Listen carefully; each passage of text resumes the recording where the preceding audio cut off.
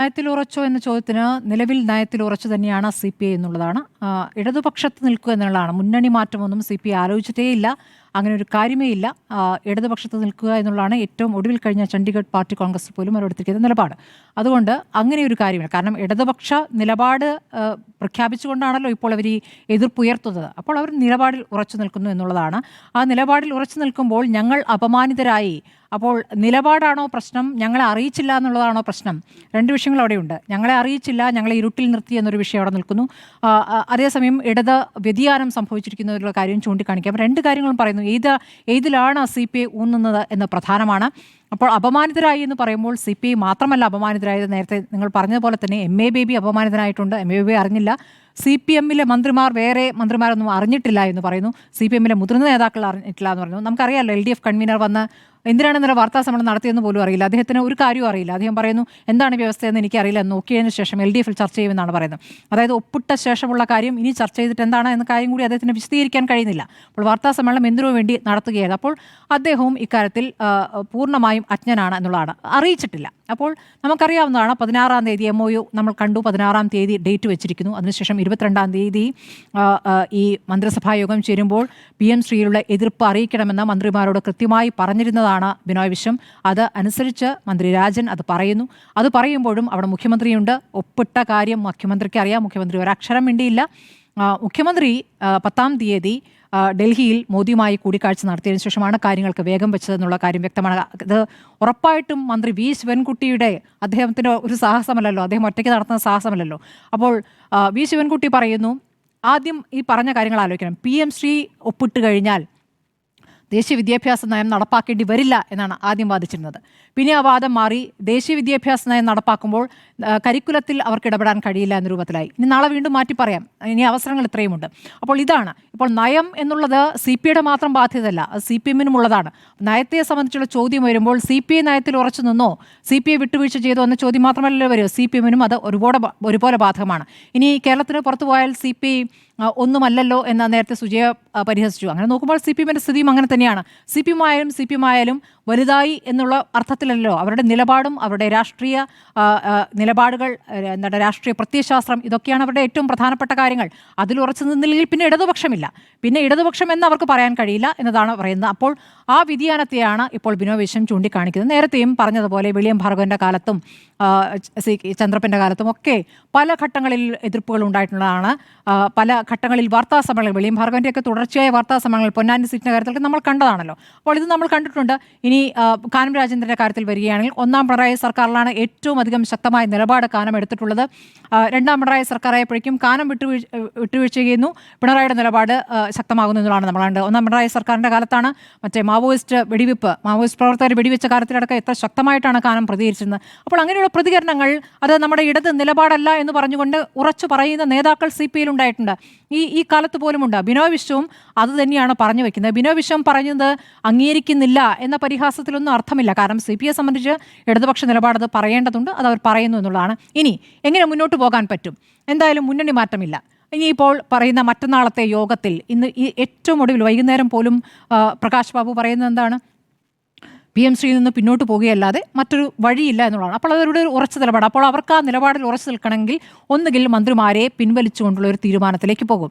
ഇനിയിപ്പോൾ മുഖ്യമന്ത്രി തന്നെ ഇടപെടുമെന്ന് കേൾക്കുന്നു. മുഖ്യമന്ത്രി ഇടപെട്ട് ബിനോയ് വിശ്വത്തെ വിളിച്ച് എന്തുറപ്പാണ് നൽകുക? കാരണം അവരോട് കളവ് പറയുകയായിരുന്നല്ലോ, അല്ലെങ്കിൽ അവരെ ഇരുത്തിക്കൊണ്ട് മിണ്ടാതെ രഹസ്യമായി പോയി ഒപ്പിട്ട കാര്യം എങ്ങനെ വിശദീകരിക്കും എന്നുള്ള വിഷയമുണ്ട്. അവിടെ പറയാൻ പോകുന്നത് എന്താണ്? നമ്മുടെ ഗതികേട് കൊണ്ടാണ്, നമ്മുടെ സാമ്പത്തിക പ്രയാസം കൊണ്ടാണെന്നാണല്ലോ പറയുക. ആ സാമ്പത്തിക പ്രയാസം നേരത്തെയും പറയാമായിരുന്നല്ലോ, അത് നേരത്തെയും ബോധ്യപ്പെടുത്താമായിരുന്നല്ലോ. അത് ബോധ്യപ്പെടുത്താതെ പിന്നെ തന്നെ പോയി എന്തിനു ഒപ്പിട്ടു എന്നുള്ള ചോദ്യം അവിടെ നിൽക്കുകയാണ്.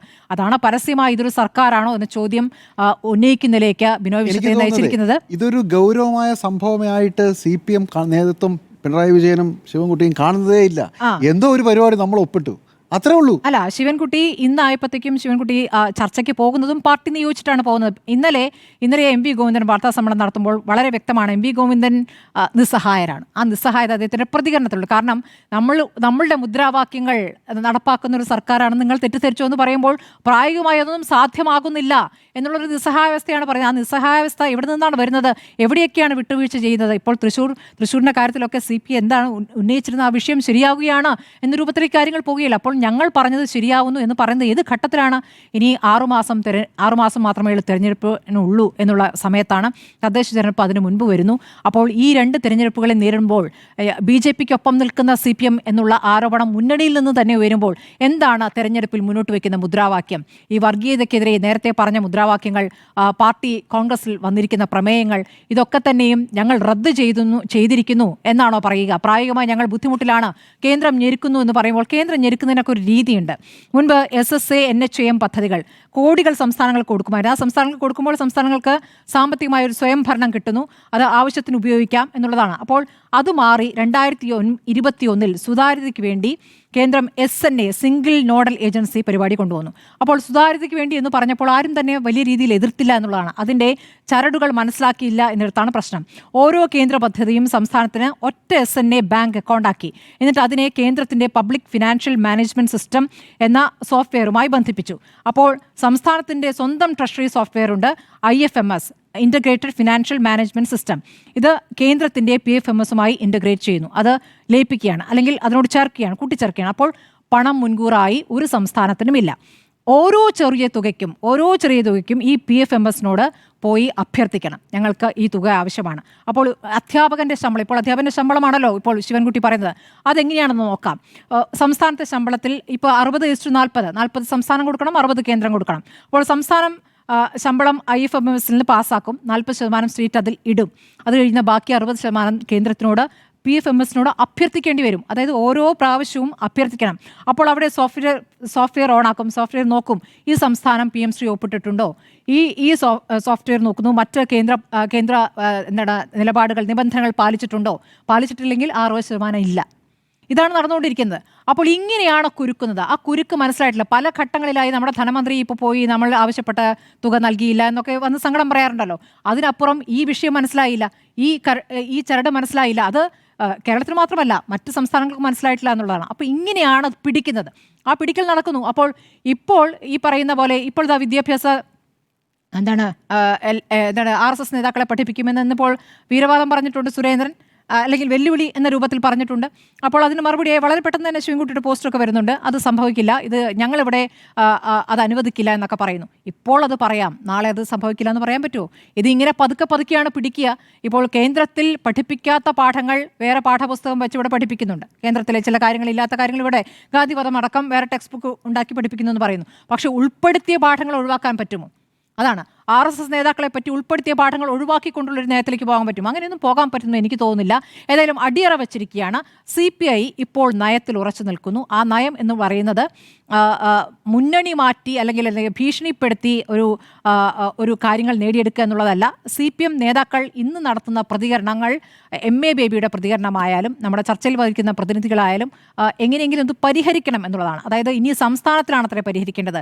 ഒപ്പിട്ട് തീരുമാനമായ വിഷയം ഇനി എങ്ങനെ പരിഹരിക്കാൻ പോകുന്നു? ഇനി മുഖ്യമന്ത്രി ഇപ്പോൾ ഒമാനിലാണ് തോന്നുന്നു, അദ്ദേഹം വിദേശ രാജ്യങ്ങളിലാണ്. അദ്ദേഹം തിരിച്ചെത്തിയ ശേഷമാണോ ഇത് പരിഹരിക്കുക? 27-ാം തീയതി മറ്റൊരു പ്രധാനപ്പെട്ട യോഗം അവിടെ നടക്കാനിരിക്കുന്നു.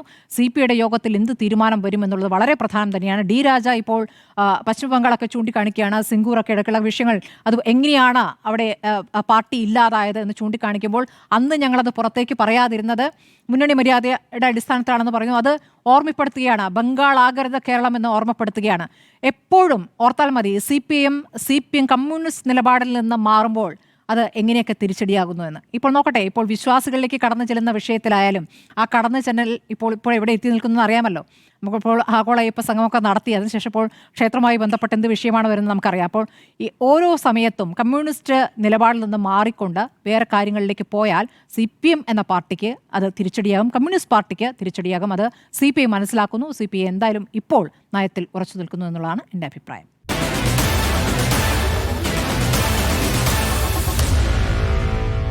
Meet the editors.